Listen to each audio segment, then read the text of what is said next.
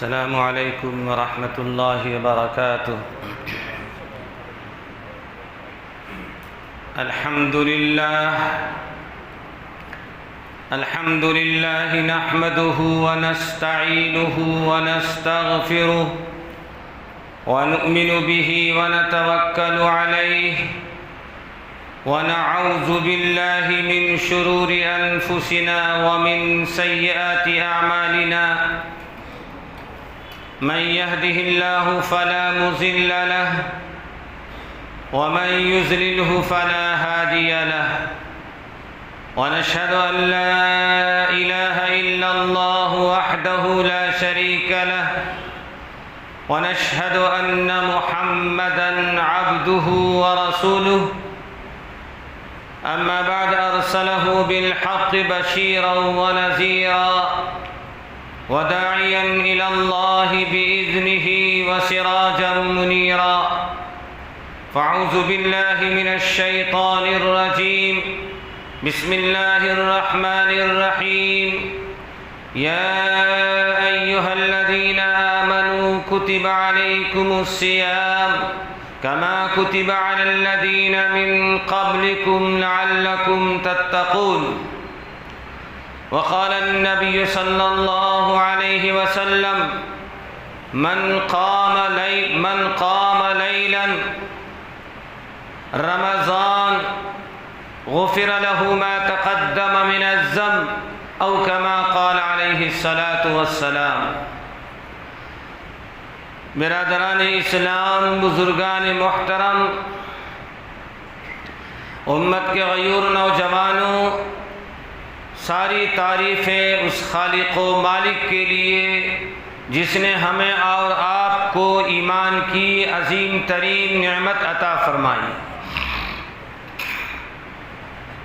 اور لاکھوں درود و سلام ہو امام الانبیاء خاتم الرسل جناب محمد رسول اللہ صلی اللہ علیہ وسلم پر، جن کی محنت اور کوششوں کے صدقے میں آج ہم سب مومن اور مسلمان ہیں۔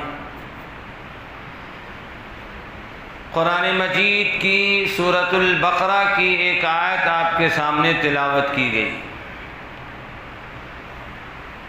اللہ رب العالمین نے قرآن مجید میں کچھ آیتیں ایسی ہیں جن میں مسائل بیان فرمائے، نماز کے ہو، روزے کے ہوں، زکوٰۃ کے ہوں، دیگر مسائل کو بیان فرمایا، اور کچھ آیتیں ایسی ہیں جس میں مبشرات ہیں، بشارتیں سنائی گئی ہے، خوشخبری سنائی گئی ہے، ماننے والوں کے لیے، اطاعت کرنے والوں کے لیے بشارتیں اور خوشخبری سنائی گئی۔ مثلا مثال سے بات سمجھ میں آتی ہے، اللہ رب العزت نے فرمایا ان للمتقین مفازا حدائق واعنابا، متقی لوگوں کے لیے، متقی کون ہے؟ اللہ سے ڈرنے والا۔ متقی کون ہے؟ اللہ سے ڈرنے والا متقی ہے کہ کہیں اللہ کی پکڑ میں نہ آ جائے۔ تو اللہ رب العالمین فرما رہے ہیں مبشرات ہے، خوشخبری سنائی جا رہی ہے کہ متقی بنو گے، پرہیزگار بنو گے، اچھے اعمال کرو گے تو اللہ کی طرف سے نوازے جاؤ گے، اور فرمایا اگر نافرمانی کرو گے، من چاہی زندگی گزارو گے تو پھر اللہ کا عذاب بہت سخت ترین ہے، اللہ کی پکڑ بہت سخت ترین۔ چنانچہ اللہ رب العالمین نے اس آیت میں رمضان المبارک کے متعلق ارشاد فرمایا۔ رمضان المبارک کا مہینہ اور رمضان کی آمد ہمارے سامنے ہے، خوش نصیب ہے وہ مسلمان، مبارکباد ہے وہ ایمان والا جو رمضان کا انتظار کر رہا ہے۔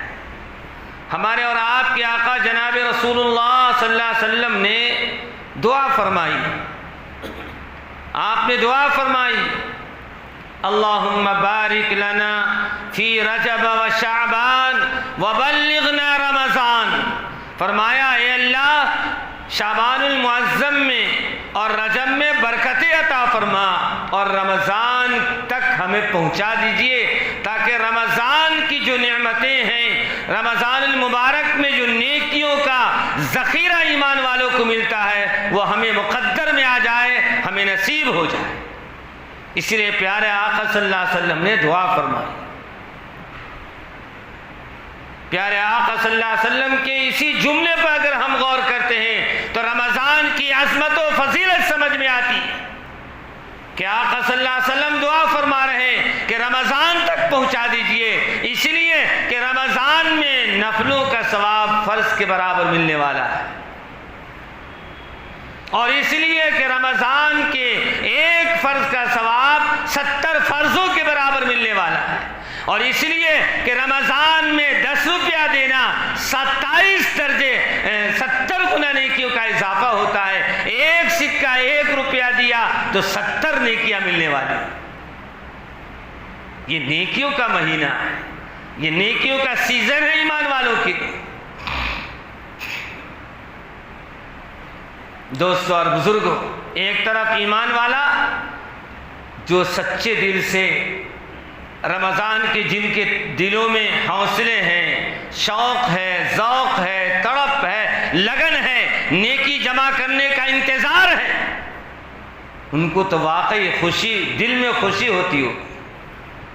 اور کچھ لوگ ایسے ہیں جن پر رمضان ایسا لگتا ہے جیسے پہاڑ ٹوٹ گیا۔ کیا ہو گیا؟ چائے بند ہو گئی، اور کیا کیا گٹکا بند ہو گیا، سگریٹ بند ہو گیا، اور وہ ایسی چیزیں جو نفسیات کو ہمیں تقویت پہنچاتی ہے، یوں سمجھ کر اس کو ہم بوجھ سمجھ لیتے ہیں۔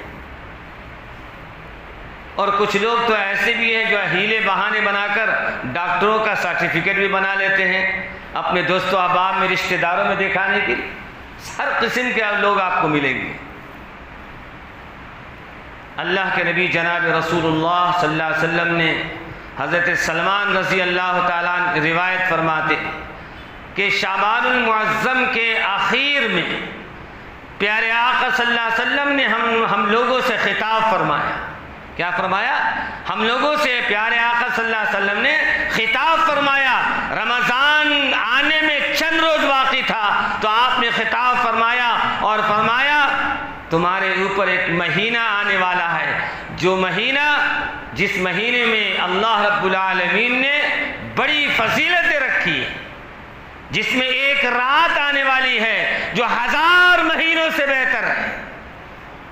اور پیارے آقا صلی اللہ علیہ وسلم فرمایا وہ رمضان المبارک کا مہینہ ہے جس میں نیکیوں کا درجہ بڑھ جاتا ہے، اور اسی حدیث میں پیارے آقا صلی اللہ علیہ وسلم فرمایا کہ نفلوں کا ثواب فرض کے برابر ملے گا، اور فرض کا ثواب 70 فرضوں کے برابر ملے گا۔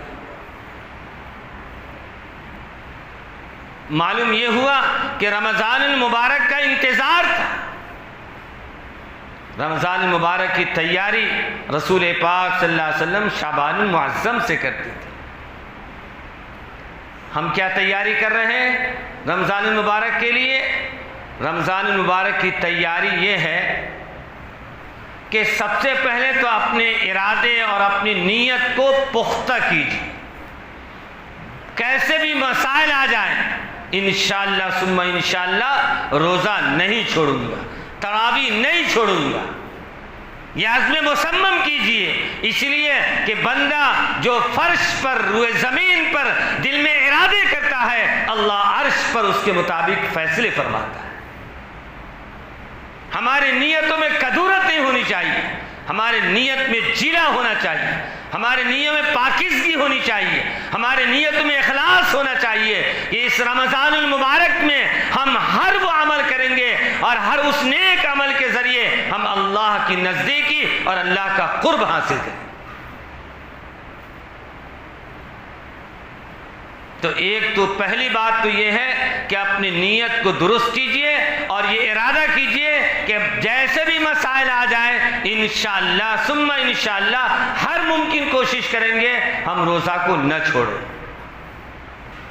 اس لیے کہ جس نے رمضان المبارک کا ایک روزہ قصداً جان بوجھ کر چھوڑ دیا، اب رمضان المبارک کے بعد اگر اس کی قضا بھی کرنا چاہے تو محدثین اور علماء نے لکھا ہے پوری زندگی اس روزے کا بدلہ اور عوض اسے نہیں مل سکتا ہے جو رمضان میں چھوڑ دیا ہے۔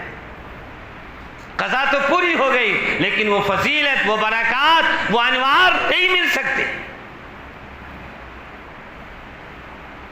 اور دوسری چیز یہ ہے اپنے کاموں کی ترتیب بنائی۔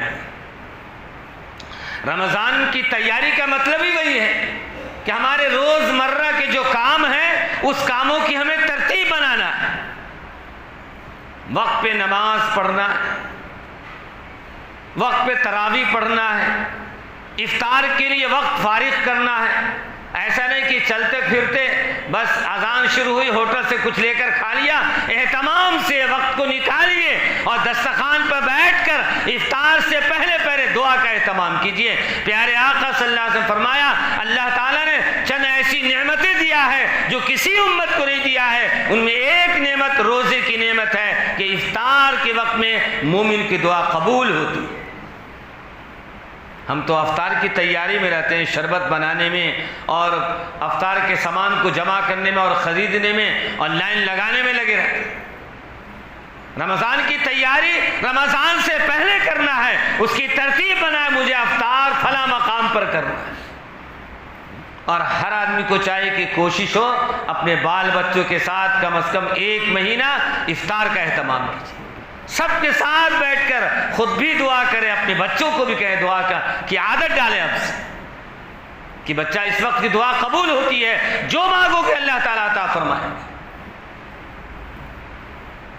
اور تیسرا کام یہ کرنا ہے کہ ہمارے ماتحت میں جو لوگ کام کرنے والے ہیں، دکان میں، فیکٹریوں میں اور بہت ساری جگہوں پر جو ہمارے تابع ہیں، ہمارے نیچے کام کرنے والے ہیں، ان کے کاموں میں تخفیف کیجیے۔ کیا کیجیے؟ تخفیف کیجیے۔ اور دنوں میں 10 گھنٹہ ان سے کام لیتے ہیں، رمضان میں 8 گھنٹہ کام لیجیے۔ اگر پورے 11 مہینے ان سے آپ 8 گھنٹہ کام لیتے ہیں تو رمضان میں 6 گھنٹہ کام لیجئے۔ پیارے آقا صلی اللہ علیہ وسلم فرمایا تم روزے داروں پر رحم کرو گے، اللہ تم پر رحم فرمائے۔ اور پکی حدیث ہے، اللہ کے نبی جناب رسول اللہ صلی اللہ علیہ وسلم نے فرمایا تم لوگ اپنے ماتحتوں پر رحم و کرم کا معاملہ کرو، اللہ تم پر رحم و کرم کا معاملہ فرمائے۔ آج کہتے ہیں کہ کوئی کام ہونا ہے تو حضرت دعا کر دیجئے، فلاں صاحب دعا کر دیجئے۔ دعا اصل دل سے نکل جانے کا نام۔ ہمارے پاس کام کرنے والے اگر 8 گھنٹہ ہم ان سے کام لیتے ہیں، رمضان سمجھ کر، ایک روزے دار سمجھ کر، پیارے آقا صلی اللہ علیہ وسلم کی بشارت کے مطابق نیکی پانے کے لیے ہم نے 2 گھنٹہ کی چھوٹ کر دیا، تو آپ بتائیں اس کے دل سے دعا ملے گی کہ نہیں؟ دعا ملے گی کہ نہیں؟ حدیث پہ بھی عمل ہو گیا، سنت پہ بھی عمل ہو گیا، نیکی بھی مل گئی، دعا بھی مل گئی۔ تو رمضان المبارک کی تیاری یہ ہے اپنے سارے کاموں کا نظام بنائیے۔ کہتے ہیں کہ رمضان المبارک میں سب سے زیادہ کون سا عمل کرنا چاہیے؟ رمضان المبارک میں سب سے زیادہ کون سا عمل کرنا چاہیے؟ رمضان المبارک میں سب سے زیادہ قرآن کی تلاوت کا اہتمام، اس لیے کہ رمضان المبارک اور قرآن پاک کا خاص گہرا تعلق، پورا کا پورا قرآن عرش عظیم سے آسمان دنیا پر رمضان میں نازل ہوا۔ اور پہلی آیت، یہ تو ابتدا کی بات ہے کہ اللہ تعالیٰ نے لوح محفوظ پر، اللہ کے عرش پہ جو تختی ہے جس کا نام لوح محفوظ ہے، جس پر سورۃ الفاتحہ سے سورۃ الناس تک پورا قرآن لکھا ہوا ہے، اس تختی سے اللہ رب العالمین نے آسمان دنیا پر 30 پارے 30 جز قرآن رمضان میں نازل فرمایا۔ اسی کا تذکرہ فرمایا شہر رمضان الذی انزل فیہ القرآن، کہ قرآن کو ہم نے رمضان میں نازل کیا۔ اور انا انزلنا فی لیلۃ القدر کی تفسیر اٹھا کر دیکھیے تو محدثین نے لکھا ہے سورۃ الاقراء جو سب سے پہلے آیت رسول پاک صلی اللہ علیہ وسلم پر نازل ہوئی وہ 27ویں شب قدر کو نازل ہوئی. اور صرف قرآن نہیں، توریت، زبور، انجیل، ابراہیم علیہ السلام پر صحیفے سب کے سب رمضان میں نازل ہوئے. رمضان المبارک کا مہینہ اپنی تمام تر فیض و برکات کے ساتھ ہمارے درمیان آنا ہے اور آنے والا ہے، اس لیے ہمیں اس کی ابھی سے تیاری کرنا ہے. اور تیاری کی ترتیب آپ کو بتا دی گئی، اس حساب سے ہم تیاری کریں گے. اللہ کے نبی جناب رسول اللہ صلی اللہ علیہ وسلم نے فرمایا کہ دیکھو رمضان المبارک کا مہینہ، حضور اکرم صلی اللہ علیہ وسلم رمضان المبارک میں قرآن پاک کی تلاوت کا خاص اہتمام فرماتے، اور حضرات صحابہ کرام رضوان اللہ اجمعین کے بارے میں بھی. امام شافعی رحمۃ اللہ علیہ کے بارے میں تو یہاں تک لکھا ہے ایک مہینے میں 45 ختم قرآن تلاوت فرماتے، 40 پر 5 ختم قرآن. ہمارے بساط میں جتنا ہے، ہماری کوششوں سے جتنا ہو سکتا ہے، کم از کم معمول تو بنا لیجئے. 5 وقت نماز کا موقع ملتا ہے، مغرب میں بہت جلدی رہتی ہے لیکن اس کے علاوہ 4 وقت تو موقع ملتا ہے. آپ بتائیں فجر میں کون سی جلدی رہتی ہے؟ بس ایک سنہی کا کام تو رہتا ہے، اس کے علاوہ دوسرا کون کام رہتا ہے؟ اللہ ماشاء اللہ بعض لوگوں کو رہتا ہوگا کام بہت جلدی کا. اس لیے رمضان المبارک کا مہینہ جو نیکیوں کا سیزن ہے، کم از کم رمضان میں قرآن کی تلاوت کا خاص اہتمام کیجیے. ہر حرف پر 10 نیکی ملنے والی ہے. کس پر اتنی نیکی آپ کو ملنے والی ہے؟ الحمدللہ رب العالمین. ایک آیت آپ نے پڑھا، سینکڑوں نیکی آپ کو مل گئی. ایک سکہ آپ نے خرچ نہیں کیا لیکن ایک آیت تلاوت کیا آپ نے، سینکڑوں نیکی مل گئی. ایک حرف پر 10 نیکی ملتی ہے، اور اللہ رب العالمین رمضان میں 70 نیکی عطا فرما دے.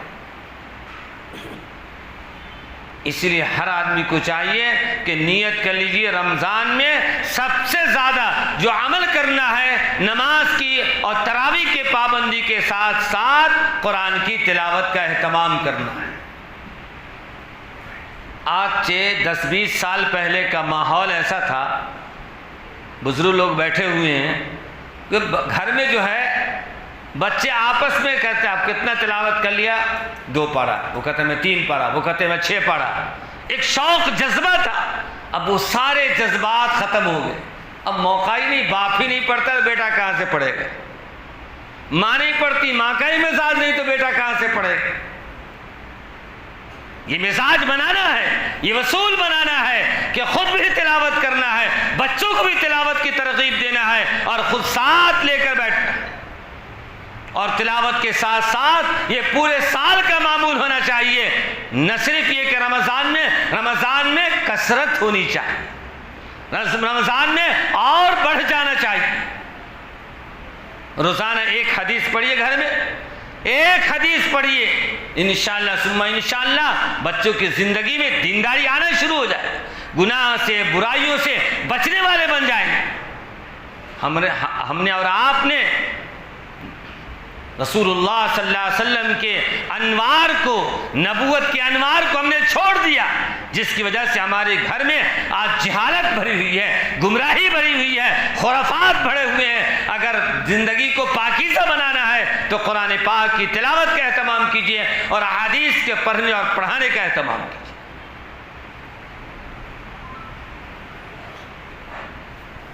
رمضان المبارک میں 2-3 چیز بتانا بہت ضروری ہے. ایک تو یہ ہے کہ رمضان المبارک کا چاند ہو جائے.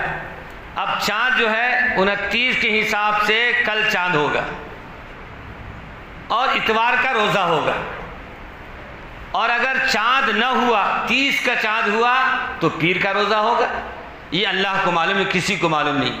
جتنے کارڈ بنانے والے، جتنے کیلنڈر چھپانے والے، سب اپنی اپنی کوششوں سے لکھ چکے ہیں، لیکن سب موقوف ہے اللہ کی قدرت پر. اسی کو کہتے ہیں کہ اللہ کا علم لا محیط ہے اور بندوں کا علم جو ہے محیط ہے. یہاں تک کہ حکومت بھی مجبور ہے, حکومت اعلان کر دیتی ہے 10 تاریخ کو عید کی چھٹی رہے گی, اور چاند ہوا نہیں تو چھٹی ہو جاتی ہے, کینسل کرنا پڑتا ہے. کیوں؟ یہ دنیا کے بادشاہ ہے, وہ بادشاہوں کا بادشاہ ہے, یہ اس کا بنایا ہوا قانون ہے. کس کا بنایا ہوا؟ جس نے سورج کو بنایا, جس نے چاند کو بنایا, جس نے دنیا کے ذرے ذرے کو بنایا, اسی کا بنایا ہوا قانون ہے کہ روزہ چاند دیکھ کر روزہ رکھو اور چاند دیکھ کر روزہ چھوڑ دو. یہ احکامات وہ ہیں جو انسان ماننے پر مجبور ہے. ایک شخص ایک مسجد میں آیا, کچھ اذان کے سلسلے میں اختلاف چل رہا تھا کہ اذان ہوتی ہے تو ہم لوگوں کو تکلیف پہنچتی ہے. اس سلسلے میں ایک مسئلہ آیا, آج سے 15-16 سال پہلے کا واقعہ ہے. تو کچھ لوگ تحقیق کے لیے حکومت کی طرف سے آدمی آئے اور کسی مسجد میں جا کر مؤذن صاحب سے کہا کہ اذان دو, ابھی اذان میں تقریباً گھنٹوں باقی ہے, اذان کا وقت ہوگا تب نہ مؤذن صاحب اذان دیں گے. اب بیچارے پریشان, اذان کیسے دو, اذان کا وقت نہیں ہوا. اب وہ صاحب جو حکومت کی طرف سے آ رہے, اذان دو بھائی, ہم چیک کرنے آئے ہیں اذان میں کتنی آواز ہوتی ہے, کہاں تک آواز جاتی ہے, تم اذان دو. کہا میں اذان نہیں دے سکتا ہوں, اذان کے لیے وقت طے ہے, اذان کے لیے جب وقت ہوگا اسی وقت پر اذان ہوگی. 5 منٹ کی اذان ہے لیکن وقت پر ہی اذان ہوگی. اب وہی شخص, وہی حکومت کا آدمی دیول میں گیا اور وہاں کے پادری سے کہا کہ تم کس طرح اپنی گھنٹی بجاتے ہو, یہ کرتے کرو. اپنا شروع کر دیا, بھجن شروع کر دیا. اس کو سمجھ میں آ گیا, بات سمجھ میں آ گئی, یہاں اللہ کا نظام چلتا ہے. مساجد میں کیا چلتا ہے؟ اللہ کا نظام چلتا ہے. اللہ نے جو حکم کر دیا وہ انشاءاللہ قیامت کی صبح تک باقی رہے گا. اذان اپنے وقت پہ ہی ہوگی. میرے دوست بزرگ, عرض کرنے کا حاصل یہ ہے 2-3 چیزیں بتانا اہم ضروری ہے. رمضان المبارک سے پہلے اپنی نیت کو درست کر لیجئے, نیت پختہ کر لیجئے. کیسے بھی مسائل آ جائیں انشاءاللہ روزہ نہیں چھوڑیں گے. بہت شرعی کوئی مجبوری ہو جائے, سفر میں جانا پڑ جائے یا کوئی بیماری لاحق ہو جائے, وَإِن كُنتُم مَرْضَىٰ أَوْ عَلَىٰ سَفَرٍ فَعِدَّةٌ مِّنْ أَيَّامٍ أُخَرَ. اللہ نے اجازت دیا ہے, اگر بیمار ہو گئے, سخت بیماری ہے, چلو روزہ افطار کر لو, بعد میں رکھ لیں. لیکن ذرا سا سردی ہوئی, ذرا سا کچھ ہوا, روزہ چھوڑ دیا بہانہ بنا کر, ہرگز نہیں. ایک چیز. دوسری چیز یہ ہے کہ جب ہم سحری کرتے ہیں تو سحری کے وقت میں پورے سال ہم الحمدللہ 3 وقت کھاتے ہیں. صبح ناشتہ کرتے ہیں, دوپہر کھاتے ہیں, 4 بجے ہلکا ناشتہ کھاتے ہیں, پھر رات کا کھانا کھاتے ہیں. 1 مہینے کا مسئلہ ہے, اپنے روزے کو اچھا بنانے کے لیے سحری ہلکا کیجیے. کیا کیجیے؟ بہت سارے لوگ جو ہے 2 روٹی کے بجائے 4 دبا لیتے ہیں. دن بھر بھوکا رہنا ہے نا, ذرا 12 گھنٹے کا روزہ ہے, اسی لیے 2 چپاتی کے بجائے 4 چپاتی ڈال لیں گے تاکہ دن بھر کے لیے سہارا بن جائے. میرے دوست بزرگوں, پیارے آقا صلی اللہ علیہ وسلم نے کیسی کیسی بشارت دی ہے. فرمایا تمہارا پیٹ خالی رہے گا, اور اس پیٹ خالی رہنے کی وجہ سے جو منہ کے اندر ایک خاص قسم کی بو پیدا ہوتی ہے, اللہ کے نزدیک روزے دار کے منہ کی بو مشک سے زیادہ پسندیدہ ہے. اس لیے سحری کے وقت میں ہلکا کھائیے, اور وقت سے پہلے اذان کا انتظار نہ کیجیے. جب تک اذان کی آواز آئے گی جب تک دباتے رہنا ہے. تقویٰ ہے, ایک ہوتا ہے مسئلہ, ایک ہوتا ہے تقویٰ. دونوں میں فرق ہے. اذان ہو رہی ہے, مسئلہ ہے اذان کے وقت میں آپ طہارت کے لیے باتھ روم جا سکتے ہیں. تقویٰ یہ ہے اللہ کا نام لیا جا رہا ہے, رسول اللہ کا نام لیا جا رہا ہے, نہیں میرا دل گوارا نہیں کرتا, بھی نہیں جائیں, انتظار کر لیں. یہ ہے تقویٰ, یہ ہے تقویٰ. اسی طرح افطار کے وقت میں بھی اور سحری کے وقت میں بھی ہمیں تقویٰ پہ عمل کرنا ہے, احتیاط پہ عمل کرنا ہے. 2 منٹ 5 منٹ وقت پہلے فارغ ہو جانا ہے تاکہ ہمارے روزے پر آنچ نہ آ جائے, روزے میں کسی قسم کا شک پیدا نہ ہو جائے. تو وقت سے پہلے سحری سے فارغ ہو جانا ہے اور سحری ہلکا کھانا ہے. اور تیسری چیز ہے, سحری میں کھانے کے بعد سونا نہیں. کیا کرنا؟ بستر پہ جانا ہی نہیں ہے، لیکن اس لیے کہ شیطان اس طرح انتظار میں ہے۔ رمضان میں نیکی زیادہ ملتی ہے نا، ایک فرض جو ہے 70 فرضوں کے برابر ملنے والا ہے، تو شیطان کیا چاہے گا؟ ایک فرض چھڑاؤ اس کی، تاکہ 70 دن کی فرض سے محروم ہو جائے۔ تو ہمیں کیا کرنا ہے؟ ہمیں چوکنا رہنا ہے، سحری کھانے کے بعد بستر پر جانا ہی نہیں ہے، چہل قدمی کر لیجئے، تلاوت کر لیجئے اور کوئی دینی مسئلہ مسائل میں لگ جائیے، لیکن بستر پر نہ جائیے، ورنہ شیطان آپ کی فجر سے محروم کر دے گا۔ اگر آپ بعد میں قضا بھی کر لیے تب بھی تو نیکی کم جائے گی، پاور کم ہو جائے گا۔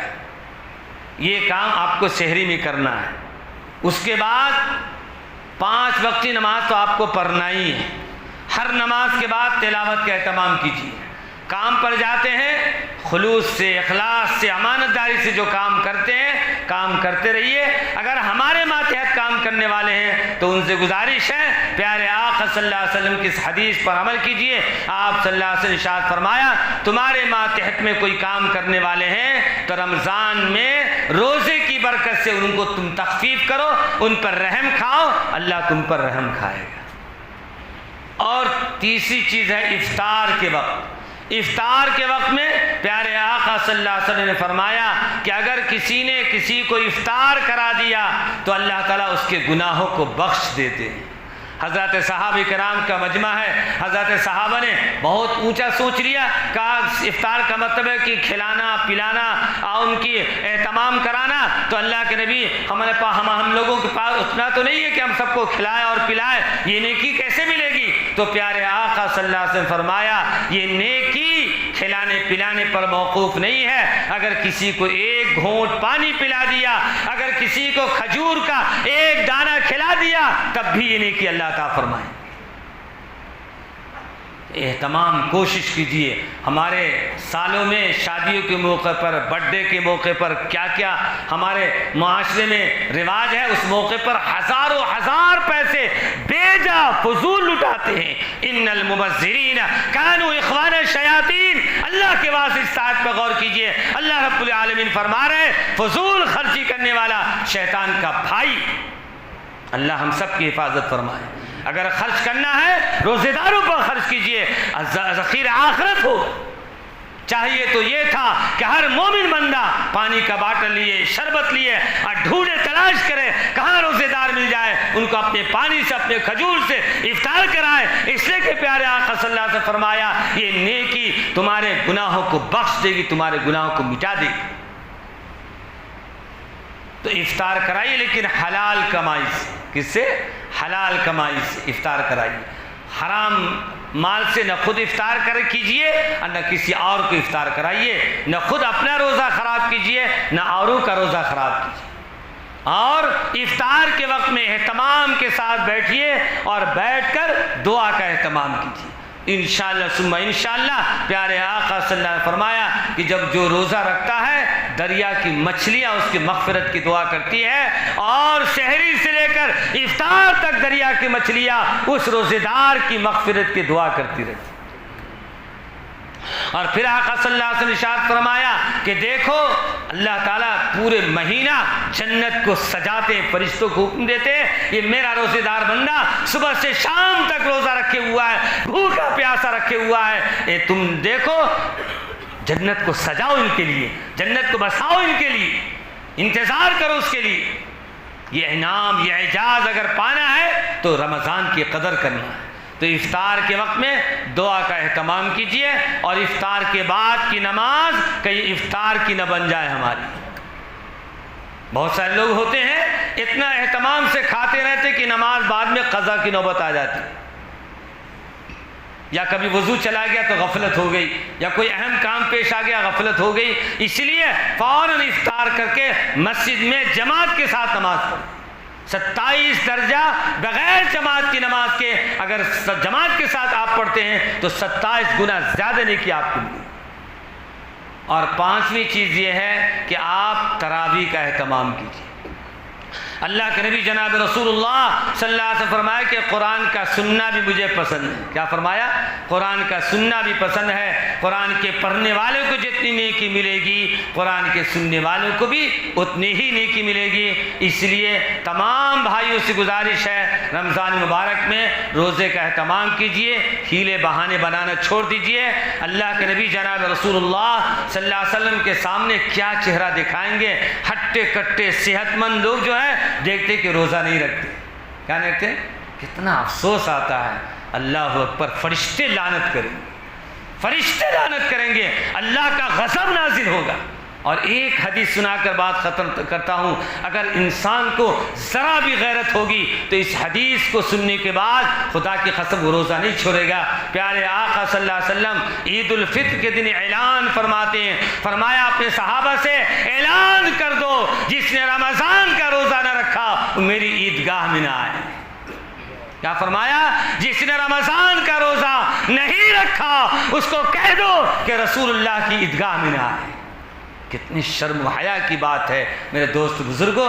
اس لیے غیرت مند انسان وہ ہے کہ رمضان میں وہ بھی اپنا فائدہ ہے, کسی اور کا فائدہ نہیں ہے, اپنی فائدے کے لیے, اپنی آخرت بنانے کے لیے, اپنی جنت بنانے کے لیے, اپنا اللہ کا قرب حاصل کرنے کے لیے یہ نیک کام کرنے ہیں. انشاءاللہ ثم انشاءاللہ ابھی سے ہی اہتمام کیجئے اور اپنے بھائیوں پر بھی رحم و کرم کا معاملہ کیجئے. اللہ سے دعا ہے اللہ تعالیٰ رمضان کی ساری نیکی اور برکتیں ہم سب کو نصیب فرمائے اور اس کے لیے ہم سب کو اللہ تعالیٰ عزم مصمم کے ساتھ تیار رہنے کی توفیق نصیب فرمائے. وآخر دعوانا ان الحمدللہ رب العالمین.